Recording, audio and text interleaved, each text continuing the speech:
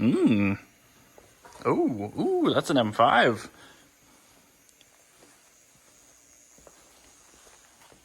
Oh, and it's a manual. Nice. I knew that. I actually knew all that before I just said it to you. This is a stock 2010 M5 with a 6-speed manual. And it is here for pretty basic stuff. It needs a single headlight, which means a pair of headlights because xenons are very hard to match. And then also a parking light bulb.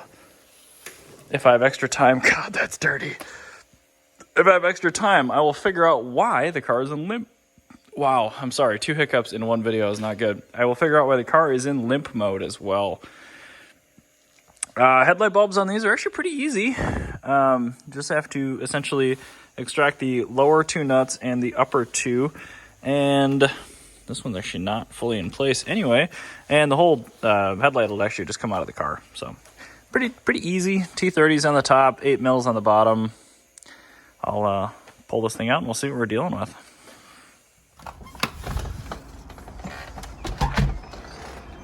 So place your bets. The E36, I don't think I've started this thing since potentially last year, whenever I last posted it on the YouTube anyway. I remember the door was frozen shut. When I bought it, the guy's like, yeah, it runs great, but most of the time it doesn't start right away, or the first try. I bet it fires right up.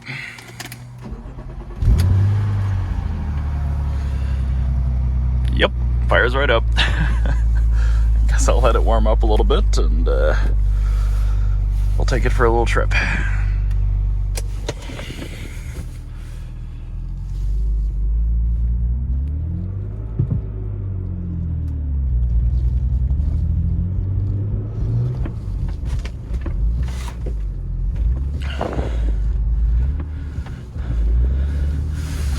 Minnesota winter driving skills pay off. That thing was deep. Jeez. Even with a limited slip diff. Wowza. Yeah. Oof. Got my new plates on there though. I think this car is pretty much the only one in here that normally runs. That hasn't since probably midwinter, so since you got one cold start, why not make it 2?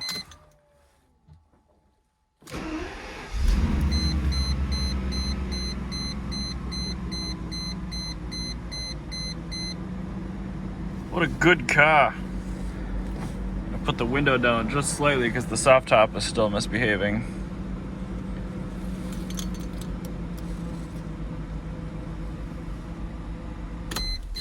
And I don't want moisture in the engine, so just a very short run. The M120 is pretty solid, I have to say. It's a great car. So this car behaved completely perfectly for me all of yesterday when I was driving it around, except for the end of the day. When I went to pull it out of the parking spot and into the garage here, here's what it does.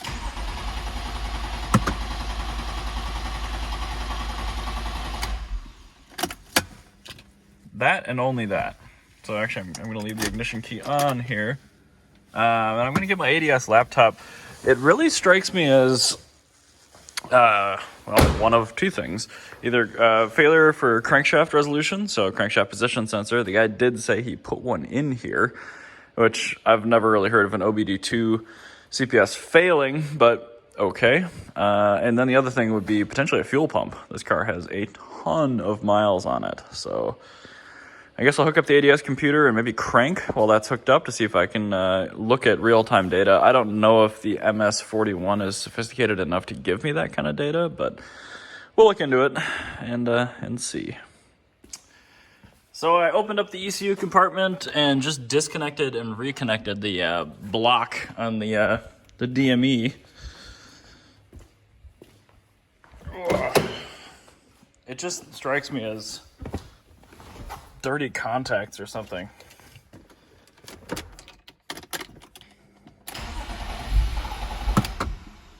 It's closer.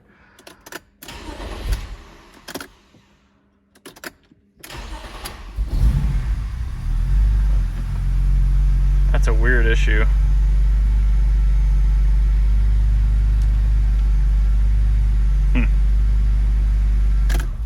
I will have to hook up the ADS computer at some point, but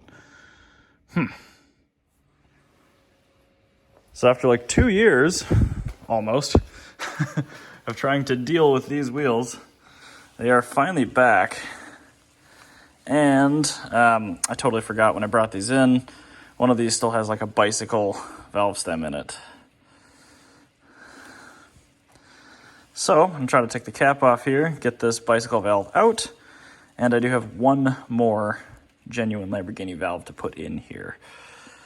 Wow, this is a pain in the ass. Well, that would be why it was leaking. This was a cut down Schwalbe bike valve, and I did not put it in tight because I was worried about being able to get it back out. So I was just kicking myself earlier today. I'm like, geez, I ordered one too many of these unnecessarily expensive valves. And then, nope. I've got my, what is it? Valvol Pneumatico. There, the Valvola Pneumatico, which is Lamborghini for lots of money, please. They're actually very simple to install, though. It's just a 10 mil. And I think they stand a little more proud than that Schwalbe did. So, set it in there.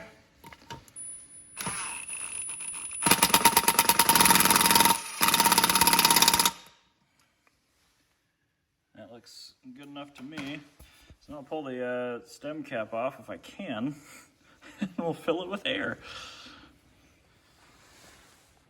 Of course, there's no core in these things, so I'm gonna have to get my core wrench. And I don't even know if I trust, that one's probably still fine. I'll probably pull it out of one of these guys. If you guys have never seen one of these, you've probably never played a practical joke on somebody or gotten back at somebody who is hit and run your car or something like that. This is a valve core wrench. Pretty simple little tool. It just slots in. In fact, I'll throw this in the vise just so I can do it for you real time.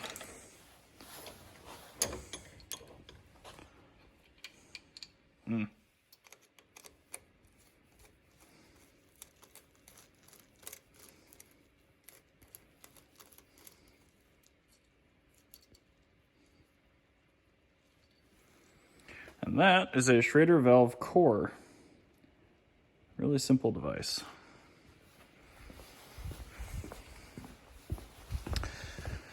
Pretty much older than the dawn of time, too. Looks like the threading is always standard on this stuff. The outside thread on these is actually M10 by 1.0, which is a little surprising. And then one more special tool we'll need, which actually came with the wheels, which is kind of nice. This, a little Extendo-Matic adapter deal that lets you fill the tires. Yeah. So let's thread that on. I'm going to get my compressor over here, fill it up, and make sure it doesn't leak. Now for the icky center caps. I feel like that's Plastidip. I'm just going to be using Nepotism 3M, some general purpose adhesive cleaner, and just scrubbing.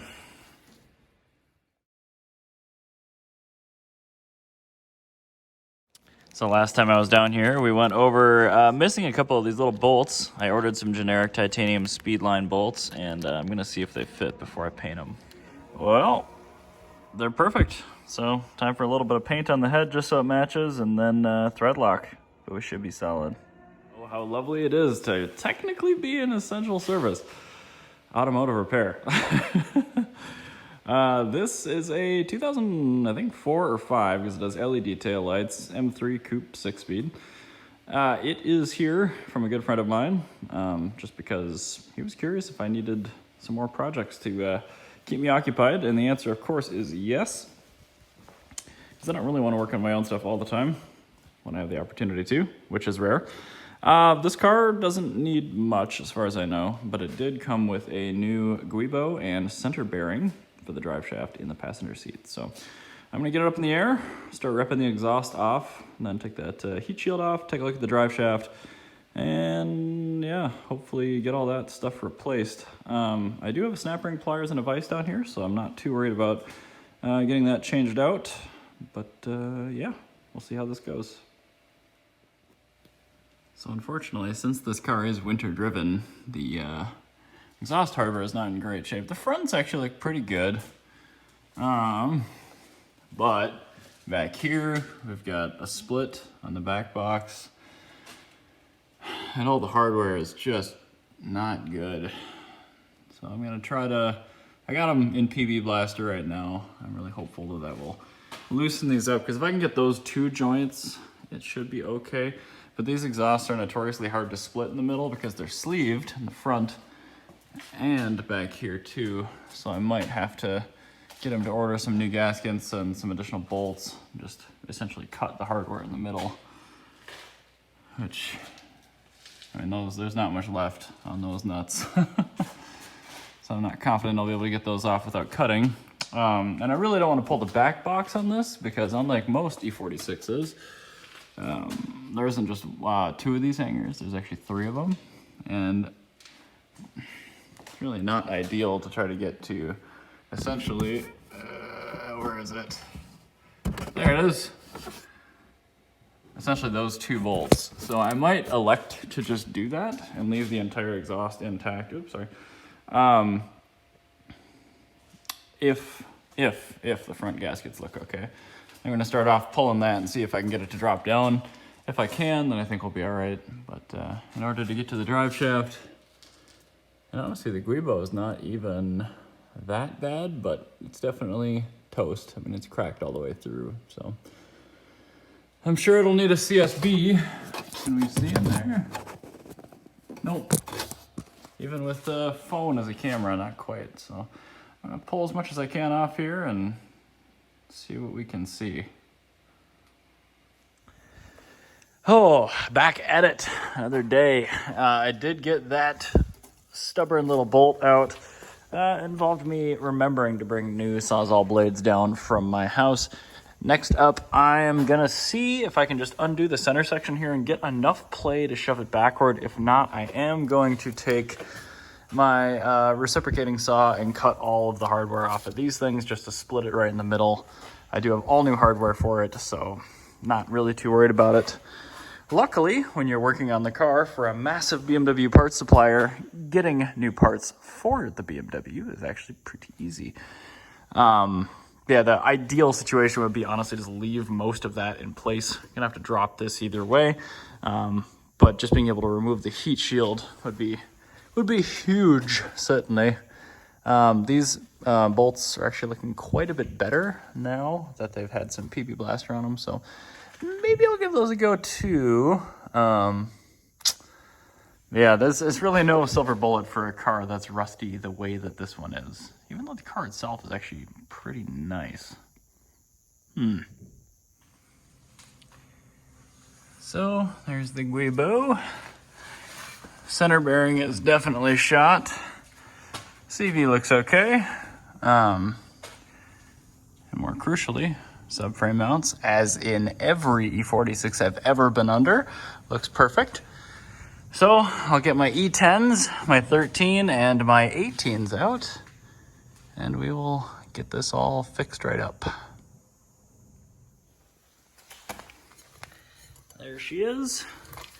And these are unfortunately bolt together, which I hate, but I'm gonna rip the Guibo off real quick, get the thing mounted in the vise, and yeah, we'll split her up.